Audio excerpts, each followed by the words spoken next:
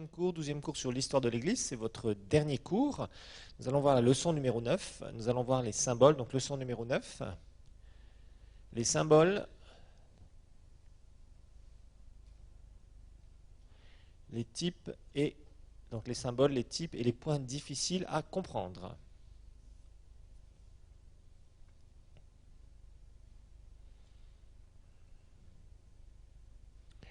Les symboles, les types et les points difficiles à comprendre, ça on va regarder un certain nombre de choses dans ce dernier cours. Alors on va voir les symboles de la parole de Dieu. Les symboles de la parole de Dieu. On va regarder ensemble. Alors vous allez être assez rapide au niveau des références, parce qu'il y a 15 références que nous allons voir. Donc on ne va pas passer un quart d'heure par référence. D'accord ? D'abord le miroir. La parole de Dieu est considérée comme un miroir. Dans Jacques chapitre 1, versets 23 à 25. Miroir, Jacques chapitre 1, versets 23 à 25. Il est dit, car si quelqu'un écoute la parole et ne la pratique pas, il est semblable à un homme qui regarde dans un miroir son visage naturel et qui, après s'être regardé, s'en va et oublie aussitôt comment il est. Mais celui qui a plongé les regards dans la loi parfaite, la loi de la liberté, et qui persévère non pas en l'écoutant pour l'oublier, mais en pratiquant activement, celui-là sera heureux dans son action, dans son œuvre. Donc en fait, ici la Bible nous dit clairement que la parole de Dieu, c'est quoi? C'est un miroir. À quoi sert un miroir? Oh, mesdames, vous savez à quoi sert un miroir en général, les dames plus que les hommes. Ça sert à se regarder.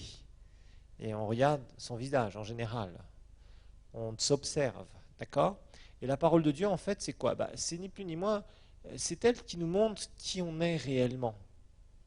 D'une façon positive, bien sûr, votre identité en Christ, mais aussi, elle nous montre nos défauts, nos problèmes personnels, problèmes de caractère, ou problèmes d'attitude, ou problèmes de manque de pratique.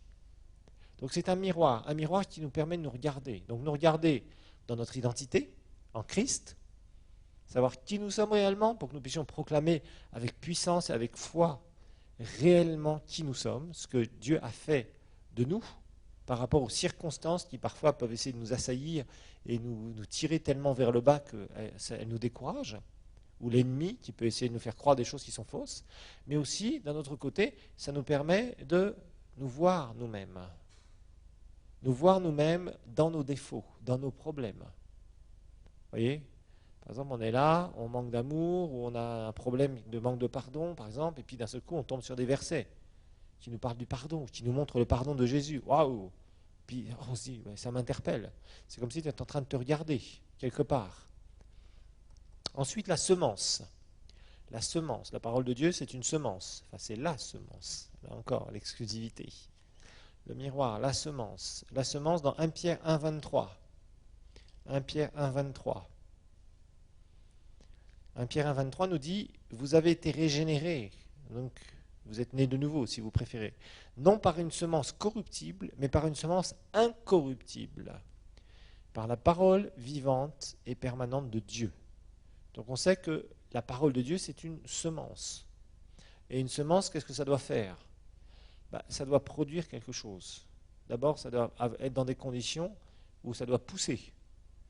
Et ensuite, une fois que cette semence a poussé, elle a donné une plante. Et cette plante va porter du fruit. Elle va porter de la semence en elle-même. Elle va porter du fruit. Et ça, c'est ce que la parole de Dieu doit faire dans notre vie et dans la vie des autres. Quand tu partages l'évangile avec quelqu'un, tu es en train de semer la parole de Dieu dans sa vie. Quand tu es là en train de méditer la parole, tu commences à semer dans ta propre vie. Si tu commences à la croire, à la parler, à la pratiquer. À ce moment-là, ça devient une semence dans ta propre vie, qui va évidemment amener un changement. Ensuite, le pain. Matthieu 4, 4, le pain. Pour ceux qui aiment bien le pain, eh bien, la parole de Dieu, c'est du pain. Donc c'est une nourriture particulière. Mais il y a beaucoup de symboles à propos de la nourriture et la parole de Dieu. Enfin, plusieurs. Matthieu 4, verset 4 nous dit, l'homme ne vivra pas de pain seulement, mais de toute parole qui sort de la bouche de Dieu. Donc elle est comparée au pain. Au lait maintenant, quatrième symbole, c'est le lait. 1 Pierre 2,2, le lait.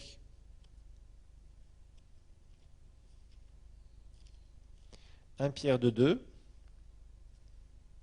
nous dit « Désirez comme des enfants nouveau-nés le lait non frelaté, c'est-à-dire non pourri, de la parole, afin que par lui vous croissiez pour le salut. » Ensuite, la viande. La viande, tout ça, ce sont des passages que nous avons étudiés en première année. La viande, 1 Corinthiens 3. 1 Corinthiens 3.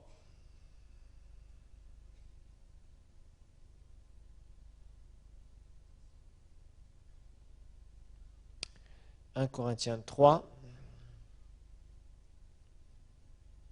au verset 2.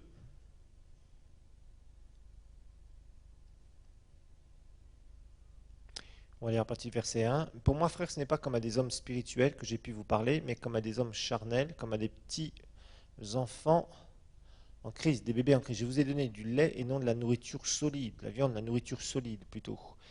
Car vous ne pouviez pas la supporter, vous ne le pouvez même pas dès à présent, car vous êtes encore charnel, encore charnel. La nourriture solide, c'est la viande. Le miel, psaume 119. Le miel, psaume 119.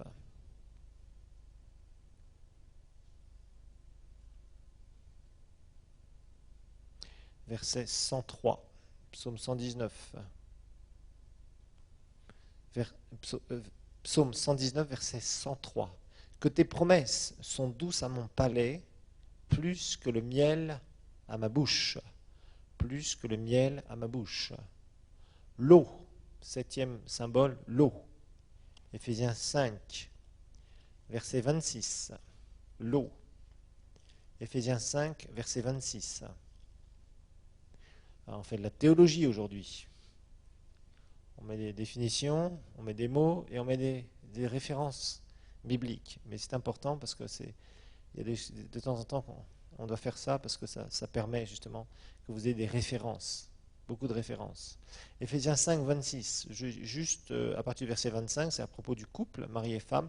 Mari, aimez chacun votre femme comme le Christ a aimé l'Église et s'est livré lui-même pour elle, afin de la sanctifier, après l'avoir purifiée par l'eau de la parole. L'eau de la parole. La lampe, huitième symbole, la lampe. C'est le psaume 119 encore. La lampe. Psaume 119, verset 105. Vous savez que le psaume 119, c'est le psaume le plus long. Ça, je pense que vous le savez, vous l'avez étudié, ça. Psaume 119, verset 105. Ta parole est une lampe à mes pieds et une lumière sur mon sentier. Verset 130 aussi, dans la même lignée. La révélation de tes paroles est claire. La révélation de tes paroles est claire. Qu'est-ce qui est clair? C'est une lampe. Elle donne de l'intelligence au simple. Le feu. Neuvième symbole, le feu. Jérémie 20, verset 9. Jérémie 20, verset 9. Le feu.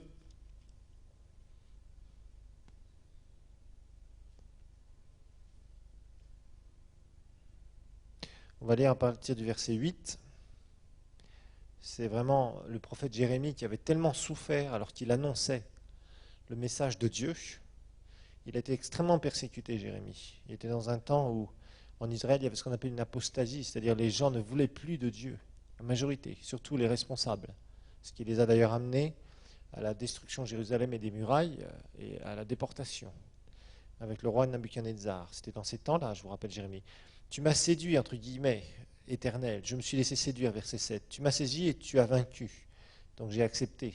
Je suis chaque jour en dérision. Tout le monde se moque de moi. Vous savez, ça ne doit pas être facile d'être prophète de Dieu et que tout le peuple vous rejette.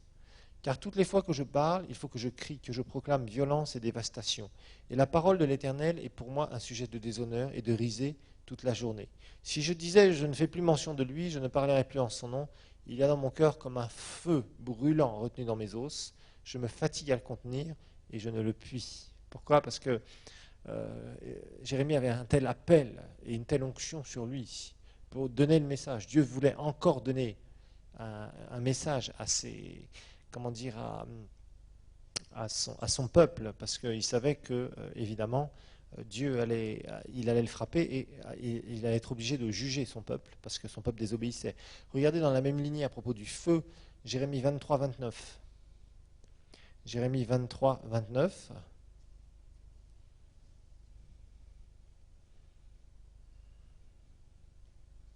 Ma parole n'est-elle pas comme un feu? Ma parole n'est-elle pas comme un feu? Ensuite, le marteau. Le marteau. La parole de Dieu qui frappe. Oui, la parole de Dieu frappe comme un marteau. Toujours Jérémie 23, verset 29, la deuxième partie. Bon, ma parole n'est-elle pas comme un feu? Oui. Et après, il y a la deuxième partie, oracle de l'Éternel, c'est-à-dire déclaration solennelle de l'Éternel. C'est ça que ça veut dire un oracle. Et comme un marteau. Donc ma parole n'est-elle pas comme un marteau qui fait éclater le roc? Ensuite, 11e symbole, l'épée. Ce sont tous les symboles que vous trouverez dans la parole de Dieu à propos de la parole de Dieu. L'épée, c'est dans Hébreux 4.12. On connaît bien ce verset, Hébreux 4.12. L'épée, Hébreux 4.12. La parole de Dieu est vivante et plus tranchante qu'une épée à double tranchant. Hébreux 4.12. Ensuite, le discernement. Hébreux 4.12 toujours. Le discernement. Elle pénètre, ma parole, la parole de Dieu, jusqu'à diviser ou discerner l'âme de l'esprit, les jointures et les moelles. Elle juge, elle discerne les sentiments des pensées du cœur. C'est-à-dire, elle est capable de nous aider à faire la différence entre ce qui vient de quoi. Ce discernement. Discerner, c'est voir. C'est voir. C'est ça que ça veut dire discerner. Mais pas voir dans le naturel, voir dans le spirituel. Voir ce qui vient de Dieu de ce qui ne vient pas de Dieu, tout simplement. Ensuite, l'orphin, 13e symbole qu'on trouve, l'orphin. Les dames qui aimaient des bijoux en orphin, eh bien la parole de Dieu c'est plus que ça. Psaume 19, Psaume 19, versets 10 et 11.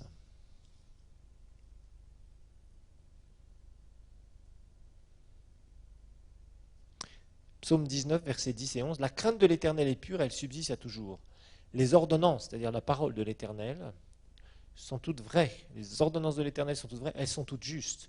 Plus précieuses que l'or, même que beaucoup d'or fin. Et puis on a aussi ce passage, plus douce que le miel, on l'avait vu le miel. C'est le miel qui coule des rayons. Ensuite, 14e symbole, la pluie ou la neige.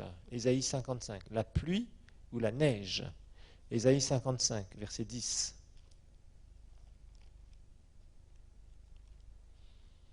Ésaïe 55, verset 10. Très beau verset d'Ésaïe. Ésaïe 55, verset 10.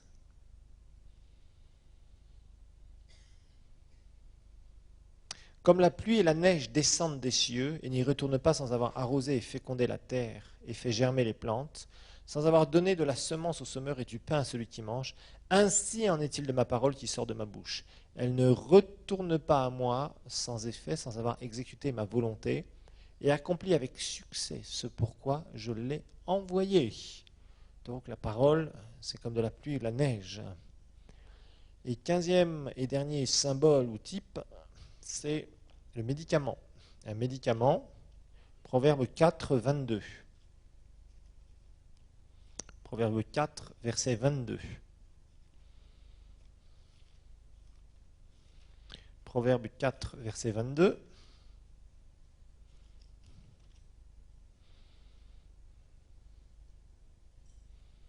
Il est dit, mon fils, sois attentif à mes paroles, ou à ma parole si vous préférez. Tends l'oreille à mes discours, qu'ils ne s'éloignent pas de tes yeux, garde-les dans le fond de ton cœur, car ils sont la vie pour ceux qui les trouvent, et pour tout leur corps c'est la santé, ou pour tout leur corps c'est un médicament dans d'autres versions. Un médicament. Voilà, donc ça c'est tous les types, tous les symboles que vous trouverez de la parole de Dieu. Ce que la parole de Dieu dit à propos de la parole de Dieu. C'est important. Méditer sur ces symboles et ces types, c'est quand même intéressant. Alors maintenant, on va regarder les points difficiles. Les points difficiles.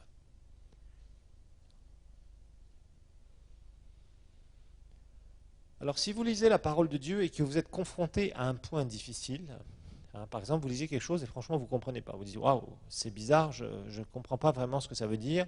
Ça a l'air de contredire un autre passage que j'ai lu, je ne comprends pas bien, etc. Donc, plutôt que ça vous amène la confusion, vous devez avoir une certaine attitude. Quelle est l'attitude à adopter quand vous avez un point qui est difficile? Vous êtes là, vous lisez un passage, franchement, et ça vous paraît un peu, waouh, pas du tout facile.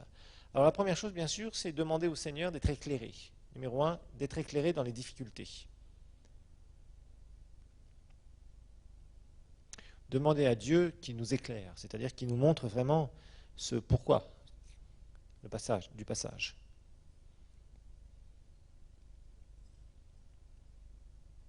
Et donc il y a un certain nombre de choses qu'il faut faire. En fait, il y a 5 choses qu'il faut faire. Donc, un, c'est demander à Dieu d'être éclairé dans la parole. Numéro 2, lire dans les différentes traductions. Si vous avez différentes traductions de la Bible, si vous avez différentes Bibles, des fois même en anglais, pouf, d'un seul coup vous dites, ah, bah tiens, finalement, si vous comprenez l'anglais, pouf, bah, finalement je comprends mieux ce passage. Rappelez-vous que la traduction, c'est quoi? La traduction, c'est simplement une photo. Hein, vous vous rappelez? Ça vous montre en rien le relief. Et parfois, ou certaines fois, c'est les Bibles qui ne sont pas bien traduites, ce sont des versions qui ne sont pas bien faites, il y a plein d'erreurs dedans, on lit ça, pouf. Bon, par exemple, ici, vous le savez, nous avons cette langue nationale qui est le Kirundi, vous savez que vous avez une traduction d'une traduction. La Bible en Kirundi, aujourd'hui, dont la plupart des chrétiens se servent ici, c'est une traduction qui a été faite à partir d'une Bible en anglais. Alors, traduction d'une traduction, évidemment, on perd le sens. Alors, parfois, on peut lire un passage, on peut dire, waouh, c'est bizarre, je ne comprends pas très bien. J'ai appris aussi qu'au Rwanda, donc la Bible en Kinyarwanda, c'est une catastrophe. Il paraît qu'il y a plein d'erreurs dedans. Alors je ne sais pas s'ils l'ont retraduit depuis, mais il y a tout un travail à faire, vous voyez. Alors des fois, on lit la Bible, et puis on se dit, bon, c'est la Bible, et puis on se retrouve avec des erreurs. Et puis finalement, on se dit, mais tiens, je ne comprends pas ce passage. Alors évidemment, si vous ne lisez pas dans plusieurs versions, ça peut vous mettre bon. Donc, être éclairé dans les difficultés, donc demander à Dieu de nous éclairer. Ok. Numéro 2, lire différentes versions. Ok. Numéro 3, lire dans le contexte. Lire dans le contexte, c'est-à-dire pas prendre un verset, je vous le rappelle. Dans l'interprétation de la Bible, vous avez appris ça. On lit dans le contexte, c'est-à-dire de quoi veut-on parler? Quel est le sujet qu'on veut traiter? Si on parle du salut, on parle du salut, ok. Si on parle de la prière, on parle de la prière. Mais le contexte aussi, bien sûr, des alliances. Rappelez-vous, par exemple, si vous étudiez une prière de l'Ancien Testament, il faut tout de suite voir, est-ce que c'est l'alliance? Pourquoi est-ce que cette prière est faite comme ça?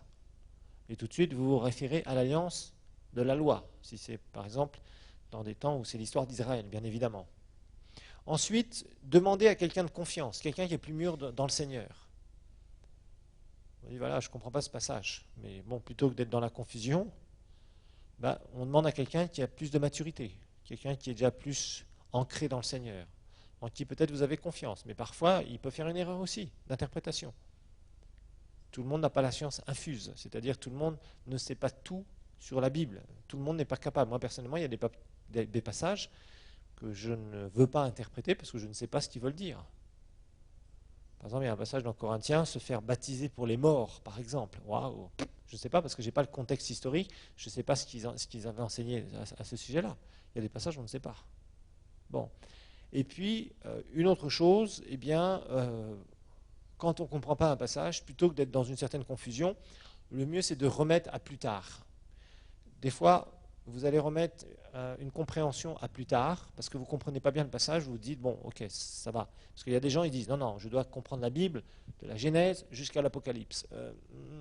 Tu as peut-être le Saint-Esprit en toi, mais tu n'as peut-être pas fait certaines expériences qui te permettent de comprendre certaines choses.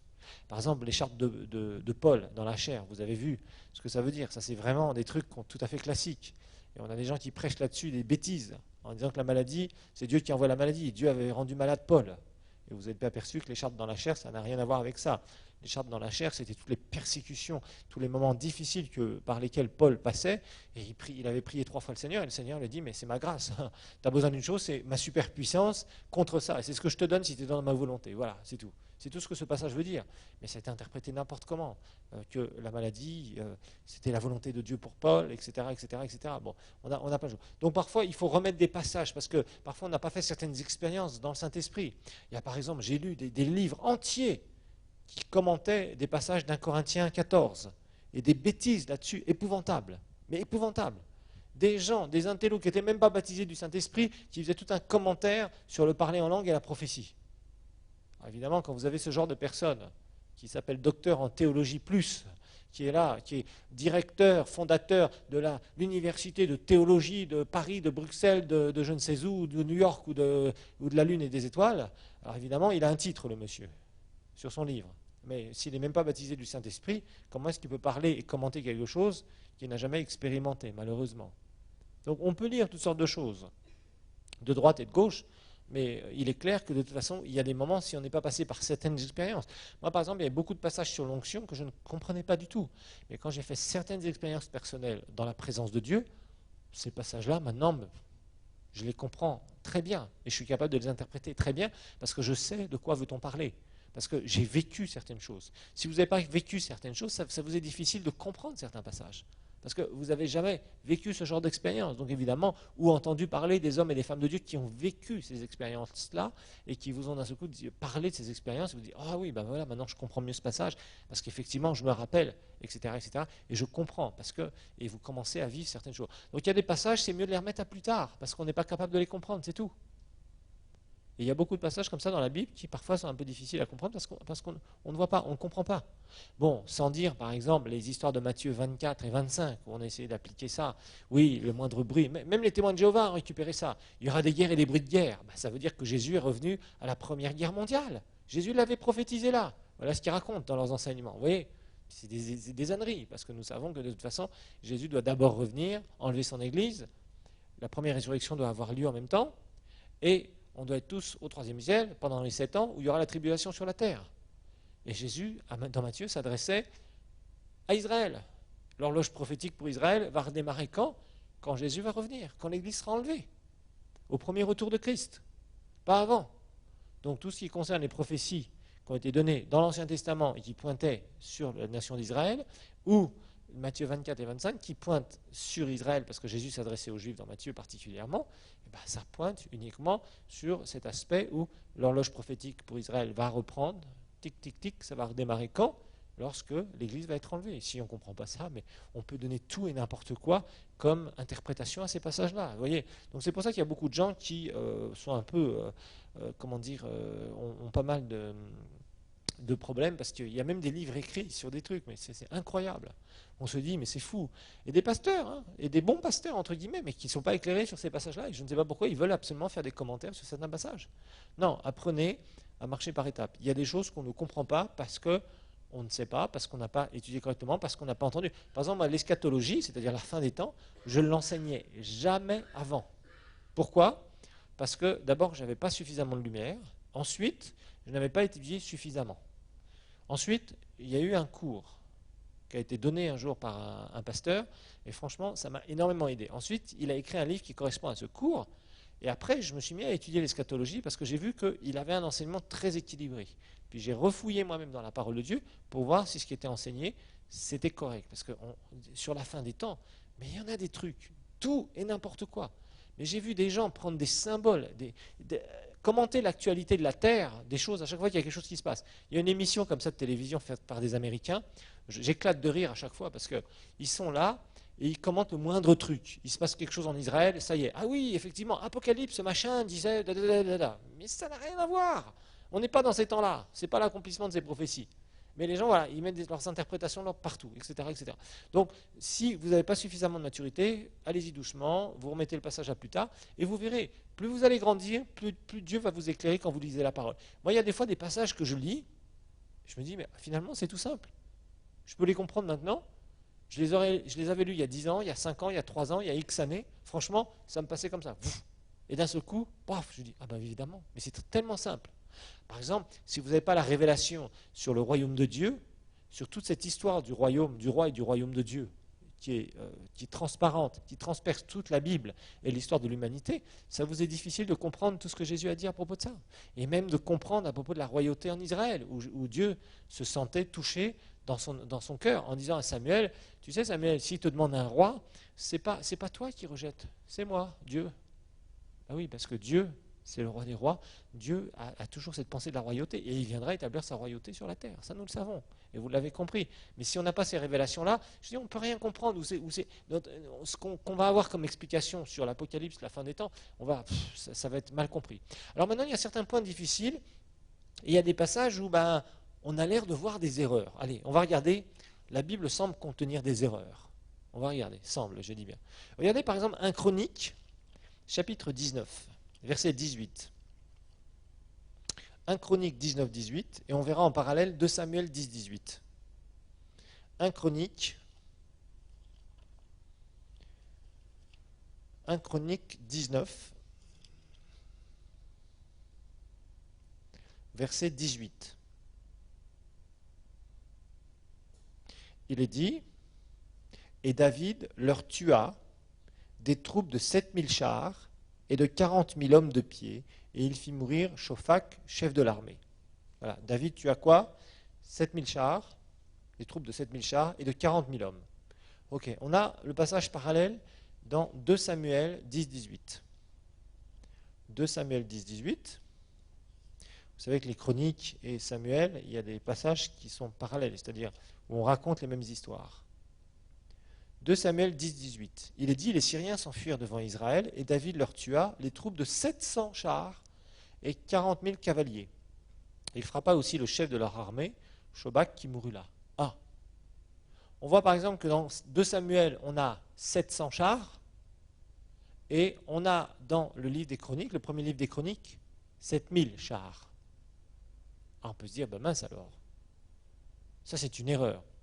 Oui, certainement une erreur de copistes, de gens qui ont recopié les Écritures, c'est évident. Je vous rappelle que dans l'hébreu, il y avait des consonnes à cette époque-là. Il y a certainement eu une erreur de copiste, c'est très clair. Entre 7000 et 700, c'est clair qu'il n'y a qu'une chose qui manque, entre guillemets, c'est un zéro. Alors maintenant, est-ce qu'une telle erreur va remettre en question le sacrifice de Jésus-Christ pour moi? Ben non. Et c'est vrai que là, c'est clair que c'est une erreur de copiste, ce n'est pas une erreur, je dirais, de théologie. Vous voyez, donc par exemple, on a ce genre de choses. Ça a été attaqué, ça. Ouh là là, ce genre de truc.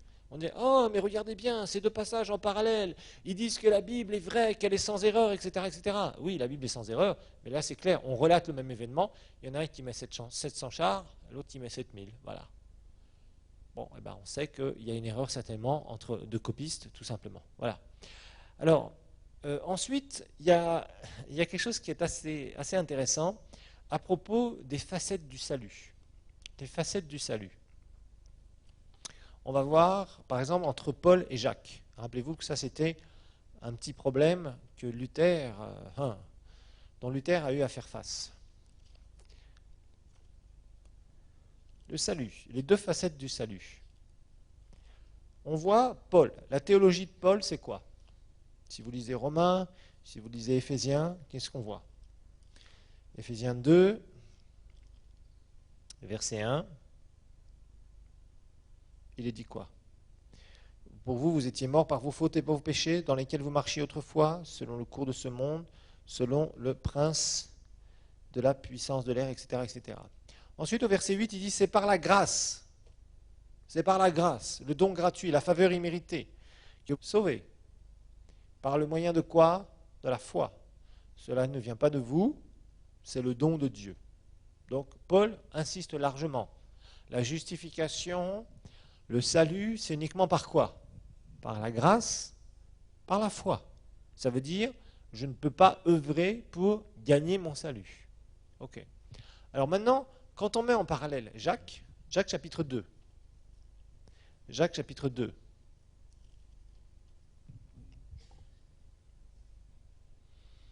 À partir du verset 14, quand on lit l'épître de Jacques comme ça, et qu'on prend des versets comme ça, on va se dire, mais tiens, c'est bizarre. Mes frères, à quoi bon dire qu'on a la foi si on n'a pas les œuvres? Cette foi peut-elle sauver? Waouh! Là, on commence à prendre le petit morceau ici, la dernière partie du verset 14, et on commence à se dire, mais Jacques dit, est-ce que cette foi peut sauver? C'est-à-dire, est-ce que ma foi peut sauver? Mais est-ce que Jacques est en train de dire ça? On va regarder ici. Parce que si on prend ce petit morceau de verset, on peut se dire, mais attendez, Éphésiens 2,8 me dit, vraiment, c'est par la grâce et par la foi que je suis sauvé, indéniable. Et Jacques commence à dire, non, non, est-ce que c'est par la foi que je peux être sauvé? Si un frère ou une sœur sont nus et qui manquent de nourriture chaque jour, et que quelqu'un d'entre vous lui dise, allez en paix, allez vous chauffer et rassasiez-vous, sans leur donner de quoi manger, ce qui est nécessaire au corps, à quoi ça sert-il? Il en est ainsi de la foi. Si elle n'a pas les œuvres, elle est morte en elle-même.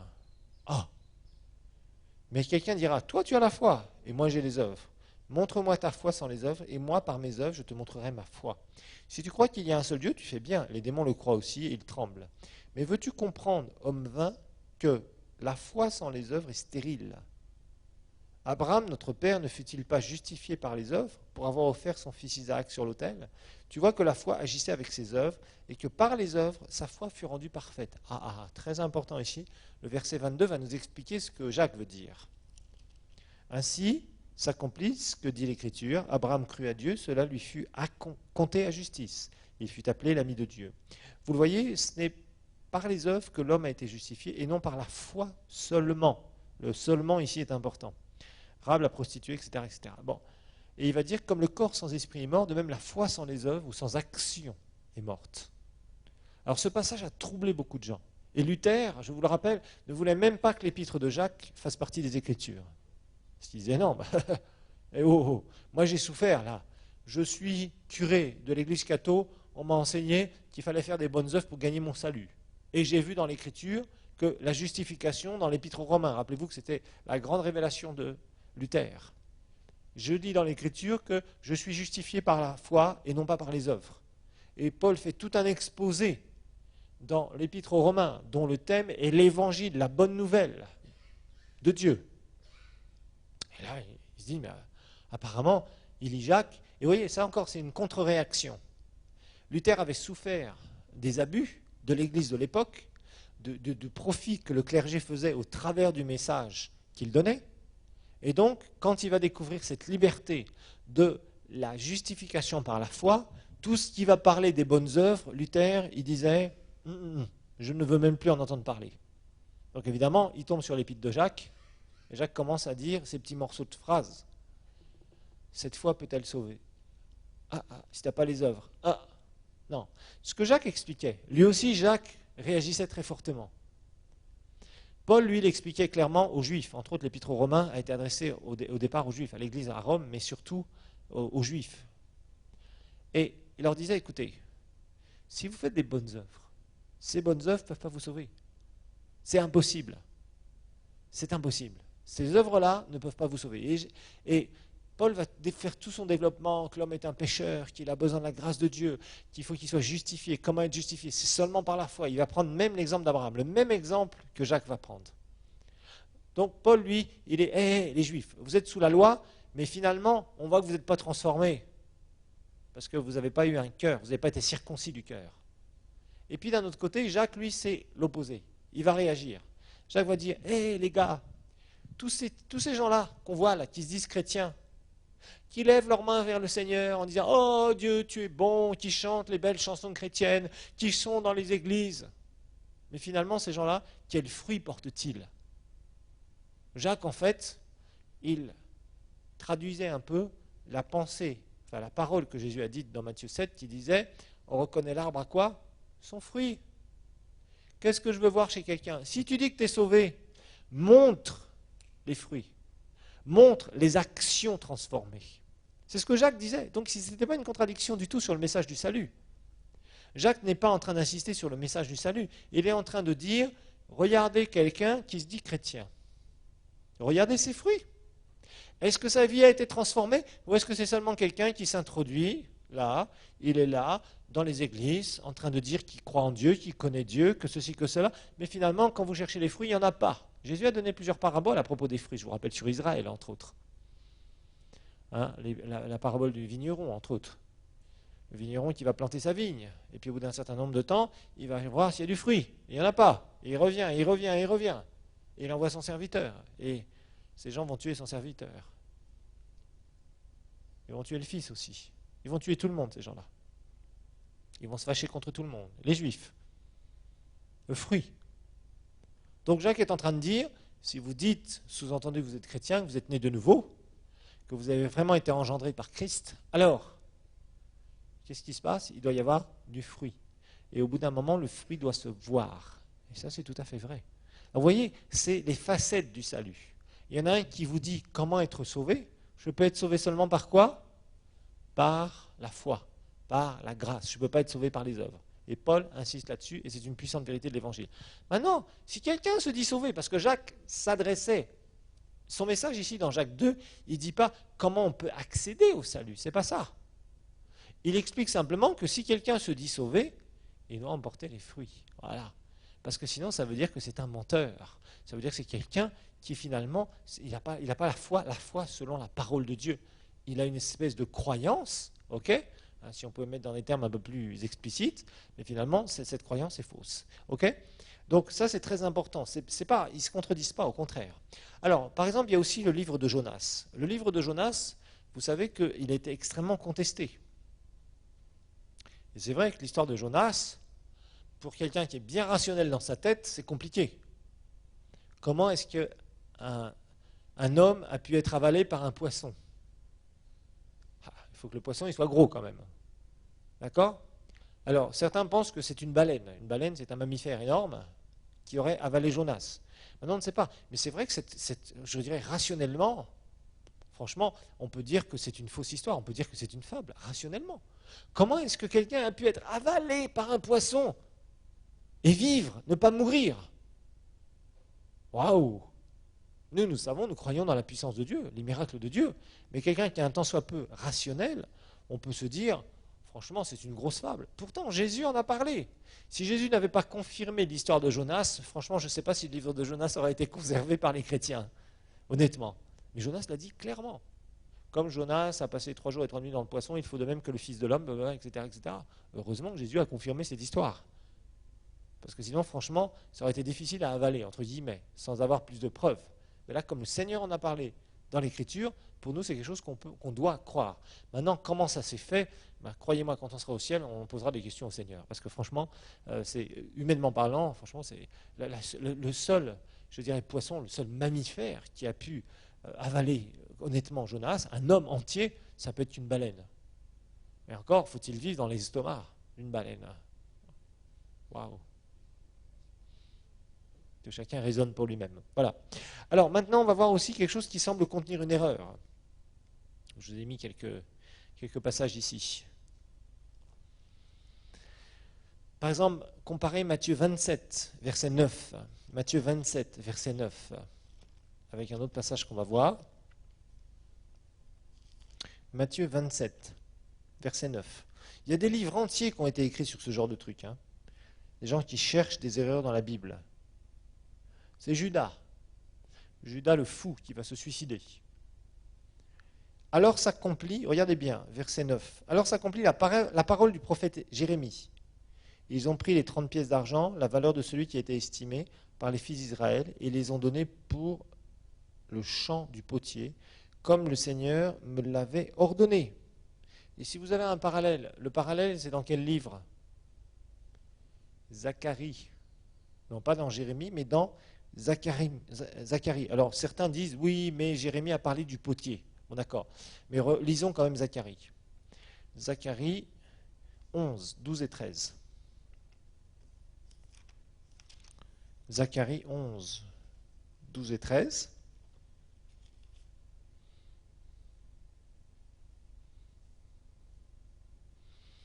Et il est dit, je leur dis, Zacharie 11, versets 12 et 13, si vous le trouvez bon, donnez-moi mon salaire, sinon je ne le faites pas. Ils pesèrent pour mon salaire 30 pièces d'argent. L'Éternel me dit, jette-le au potier, ce prix magnifique auquel ils m'ont estimé. Il n'y a pas de doute là-dessus. Je pris les 30 pièces d'argent et je le jetai dans la maison de l'Éternel pour le potier, puis je brisai ma seconde houlette, etc. etc. Bon. Donc on voit clairement que c'est le passage dont il est parlé dans Matthieu 27. Il n'y a pas d'équivoque possible. Alors maintenant, pourquoi est-ce qu'il est dit? C'est dans Jérémie. Alors il y a une explication plausible. Rappelez-vous que, et c'est ce que les commentateurs nous disent, que en fait les livres de l'Ancien Testament, ils étaient mis ensemble. Il y avait des rouleaux, vous vous rappelez à cette époque-là, qui déroulaient. Et on pense que ça serait plutôt dans le rouleau qui contenait, entre autres, le livre de Jérémie, entre autres. Il y avait des rouleaux qui contenaient plusieurs livres, parce que c'était des grandes, grandes bandes de parchemin. Je vous le rappelle, nous l'avons étudié, avec 2 barres comme ça, là, et on déroulait ça. Et certains commentateurs pensent très largement, c'est évident de toute façon, que c'était le rouleau qui contenait, entre autres, donc pas seulement, le prophète Jérémie avec d'autres livres, et peut-être et certainement le livre de Zacharie. C'est pour ça qu'on a appelé ça, comme le dit, le livre de Jérémie, d'une manière générale. Donc voilà. Bon, ça peut être une des explications. Bon, une autre, je dirais, ce qu'on peut trouver comme source, entre guillemets, d'erreur. 1 Corinthiens 10, verset 8. 1 Corinthiens 10, verset 8.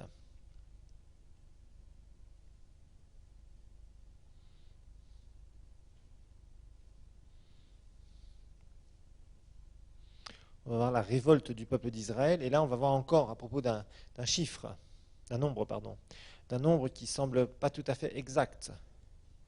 1 Corinthiens 18, ne nous livrons pas à l'inconduite comme certains d'entre eux s'y livrèrent, en sorte qu'ils en tomba 23 000 en un seul jour. 23 000 en un seul jour. Et on trouve le parallèle dans Nombre 25, verset 9. Donc 1 Corinthiens 18, en parallèle Nombre 25, verset 9. Nombre 25, verset 9.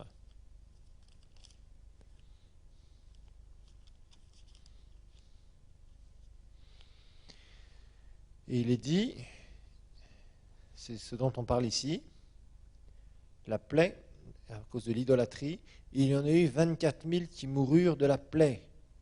24 000. Alors, en 1 Corinthiens 18, on en a 23 000. En Nombre 25, verset 9,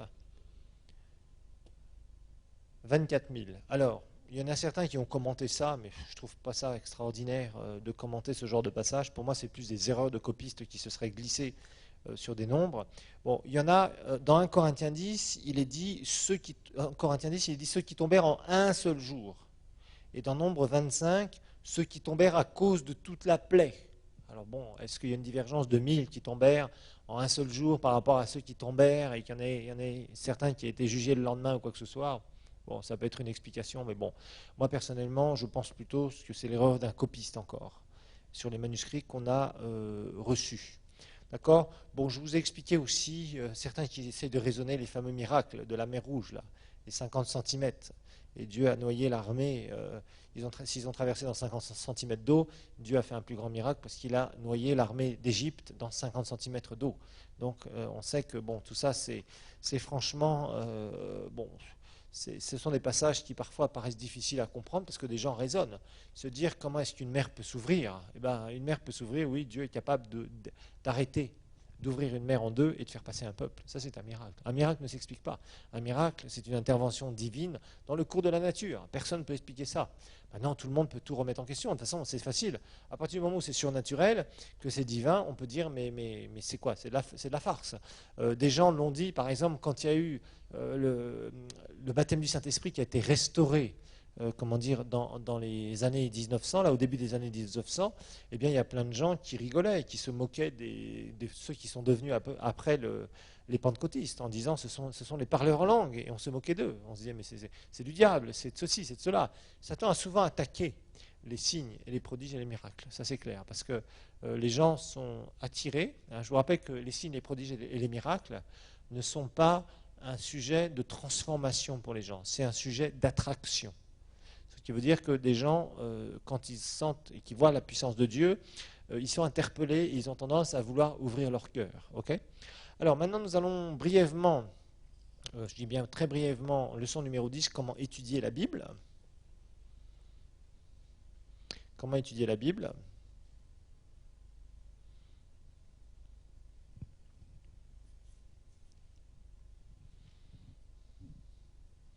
Comment étudier la Bible? Alors, il y a deux façons d'étudier la Bible.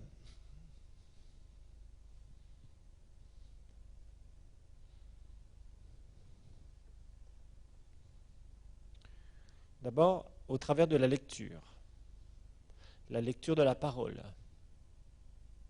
La lecture de la parole et la dévotion personnelle, c'est-à-dire votre temps que vous allez passer personnellement avec la parole de Dieu et avec Dieu. Et cette lecture, cette dévotion personnelle doit nous permettre de croître dans la foi. Dieu nous a donné sa parole pour qu'on puisse croître dans la foi. Très important.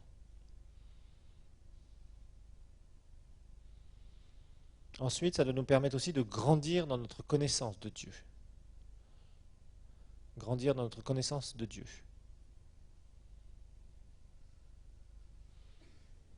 C'est pour ça que nous devons méditer et lire la parole tous les jours. Méditer et lire la parole. Et évidemment, nous avons la prière d'Éphésiens 1, qu'on connaît, Éphésiens 1, 17 et 18. Demandez à Dieu d'illuminer les yeux de nos cœurs. Quand vous ouvrez la parole, quand vous voulez passer du temps à méditer la parole pour vous, pour vous-même, demandez à Dieu d'illuminer les yeux de votre cœur. Donc Éphésiens, la prière d'Éphésiens, chapitre 1, versets 17 et 18, on ne va pas la relire. Alors ça, c'est une façon d'étudier. La deuxième façon d'étudier, bien sûr, c'est les études bibliques. Les études bibliques.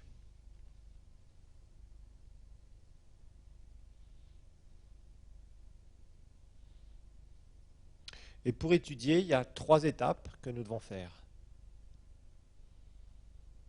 3 étapes pour étudier la parole. D'abord, le survol du texte. C'est-à-dire, vous prenez un passage biblique, vous survolez le texte,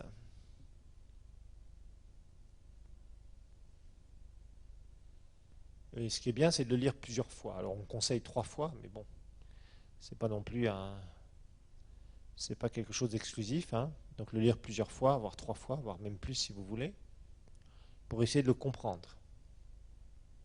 Le comprendre par vous-même, comprendre par rapport à la connaissance que vous avez.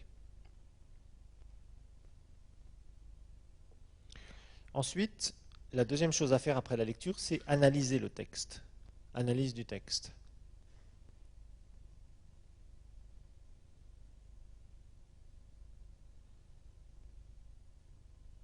L'analyse du texte. Donc vous prenez le texte, l'ayant lu, et là vous allez l'analyser. En fait, l'analyser, ça veut dire le découper en parties, pour bien comprendre.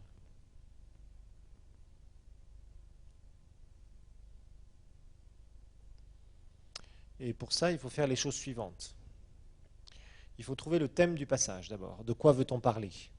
On parle de la foi, on parle du Saint-Esprit, on parle du salut, on parle d'un certain nombre de choses, je ne sais pas, toutes sortes de choses, de Dieu, de la Trinité, de la divinité de Jésus, du péché, de la relation fraternelle, etc. Donc, trouver le thème du passage. Ensuite, trouver des commentaires. Des commentaires. Donc, ce que des gens ont écrit. Alors, parfois, c'est au travers de prédications, d'enseignements que vous avez pu entendre. Ça peut être dans toutes vos notes de l'Institut biblique. Ça peut être dans des livres de commentaires. Ça peut être dans votre Bible, un commentaire Scofield ou d'autres Bibles qui ont des commentaires. Les Thomson, par exemple. Ou parfois, vous lisez un commentaire, je ne sais pas, écrit par quelqu'un qui se réfère au verset. Vous allez sur un site internet, d'un seul coup, vous voyez ce passage-là, et puis hop, vous dites, tiens, lui il commente ça comme ça, etc., etc. Bon, donc vous trouvez des commentaires sur le passage. Ensuite, vous cherchez aussi l'arrière-plan. L'arrière-plan. Alors là, c'est le contexte historique. L'arrière-plan, contexte historique, et le contexte culturel. Donc l'arrière-plan. Contexte historique et contexte culturel. Par exemple, dans la vie d'Abraham, il y a plein de choses qui sont historiques et culturelles. La vie d'Abraham est remplie de lutte de sa chair par rapport au contexte culturel qu'il a vécu, l'environnement dans lequel il a évolué, et la mentalité de Dieu. Par exemple, il descend en Égypte et il prépare son terrain avec sa mentalité. On dira à sa femme, attention, dis surtout pas que tu es ma femme, sinon on va me tuer. C'est parce qu'il y avait un contexte ici culturel et historique, parce qu'il connaissait l'histoire des Égyptiens. Ensuite, bon, Abraham va vers sa servante. Et vers sa servante, il y avait tout un contexte. Pourquoi est-ce qu'Abraham a accepté d'aller vers sa servante? Parce qu'on a retrouvé dans certains endroits, en Mésopotamie, on a retrouvé des très vieilles pierres où étaient gravées des lois de l'époque. Et il était de coutume que quand une femme ne donnait pas d'enfant à son mari, la coutume, la loi, disait qu'il devait, ou il pouvait en tout cas, aller vers quoi? Sa servante. Imaginez-vous. Mais c'était la culture, une culture mauvaise, qui n'était pas du tout la mentalité de Dieu. Et Abraham s'est retrouvé dans le désert des années à cause de ça, dans le désert spirituel, à cause de sa désobéissance. Et Ismaël, ça a vraiment été un gros loupé, un gros raté. La guerre entre les Arabes et les Juifs aujourd'hui. Et puis, 4000 ans, ça dure, cette histoire. Bon, après, vous savez que Dieu va lui demander, et c'est volontaire, Dieu a fait ça, pour l'éprouver. Offre-moi ton fils. À l'époque, les coutumes, c'était sacrifice humain. Et Dieu lui a dit, non, arrête de faire ça. Et si Abraham a accepté tout ça, c'est qu'il y avait de contexte culturel, donc toutes les mentalités, vous voyez. Par exemple, on peut mieux comprendre ça. Alors on peut s'aider avec des dictionnaires, des encyclopédies bibliques. Bon, sur la vie d'Abraham, il y a beaucoup de choses comme ça, très intéressantes. Comment il va suivre le fleuve. Il ne sait pas où il va, Abraham. Qu'est-ce qu'il fait? Il ne prend pas l'avion, il ne regarde pas une carte sur Internet. Il n'y a pas de carte à l'époque, il n'y a pas de route. Donc il suit les frontières naturelles, le fleuve, entre autres. Et il va se retrouver dans certains endroits, puis après il va continuer. Et c'était plus connu, et il y avait des petites routes qui étaient petit à petit tracées par les nomades. Et après Dieu lui dit, ah, c'est là ton terrain, c'est là ton Canaan. Ensuite, chercher des parallèles, des passages parallèles.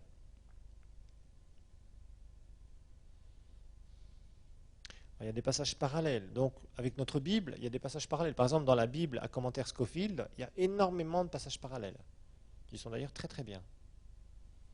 Et des fois, il faut utiliser une concordance. Donc, vous savez qu'il y a un CD-ROM qui s'appelle Online Bible. C'est très facile. Vous tapez un mot et vous avez toute la concordance, c'est-à-dire tous les versets qui contiennent ce mot. Je vous rappelle que c'est ça une concordance. Vous l'avez étudié dans l'interprétation de la Bible. Ensuite, trouvez les mots-clés du passage. Ça, c'est très important. Il y a des mots qui vous donnent la lumière sur le passage. Il y a des mots qui vous donnent des lumières sur le passage. C'est-à-dire, on parle, il y a par exemple, s'il y a le mot foi dedans, croire, etc. Ça vous donne tout de suite, ça y est, tu commences à comprendre. Il y a des mots-clés. Quand vous lisez un passage, il y a des mots-clés. C'est important de repérer ces mots-clés, parce que souvent, ils vous ouvrent le passage. Et d'un seul coup, vous dites, ça y est, finalement c'est simple. Ça vous ouvre. C'est vraiment les mots-clés, c'est terrible. Ça nous ouvre la compréhension du passage. Ensuite, il y a aussi des phrases clés. Il y a des fois des morceaux de phrases ou des phrases entières dans tout un passage qui nous permettent vraiment de comprendre le passage. Parce que parfois on étudie juste un ou deux versets, puis parfois on peut étudier tout un passage, pratiquement une partie d'un chapitre. Surtout dans les histoires qu'on peut lire diverses, soit dans les évangiles, quand Jésus est guéri, etc., ou guérit des gens, ou délivre des gens, ou fait telle ou telle chose. Il y a un certain nombre de versets qui nous permettent, qui nous focalisent, qui nous montrent les réalités. Donc les mots-clés et les phrases clés. Alors évidemment, vous vous posez aussi toujours cette question. Que dit le passage concernant Christ? Toujours. Toujours. Vous voyez par exemple quand Dieu dit à Ève que par sa descendance, il y aura quelqu'un qui va venir, qui va écraser la tête du serpent, et que le serpent va lui mordre le talon. Là, il y a une prophétie messianique dans Genèse 3,15. On veut parler de Christ.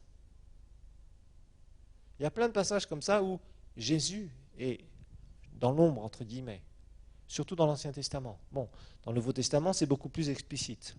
Dans l'Ancien, c'est beaucoup plus implicite, d'accord? À propos de Christ, à propos de Dieu en général.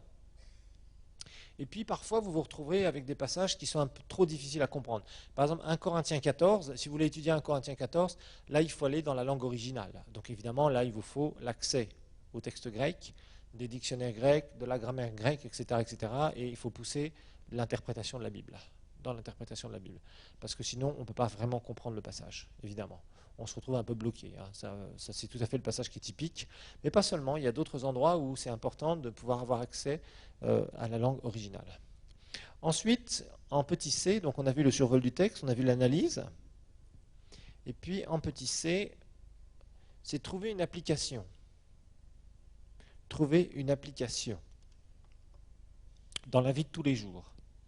La Bible, c'est pas seulement pour, je dirais, se gargariser intellectuellement, savoir qu'on est capable d'expliquer tel ou tel passage, c'est pas l'objectif. L'objectif, bien sûr, c'est la mise en pratique de la parole de Dieu.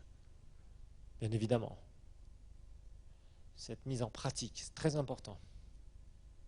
Donc comment appliquer cela?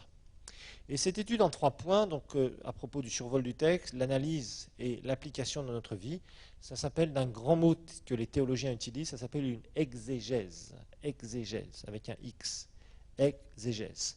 Et l'exégèse, qu'est-ce que ça veut dire? Donc ces 3 points, hein, A, B, C, réunis ensemble, ça s'appelle une exégèse, c'est-à-dire une étude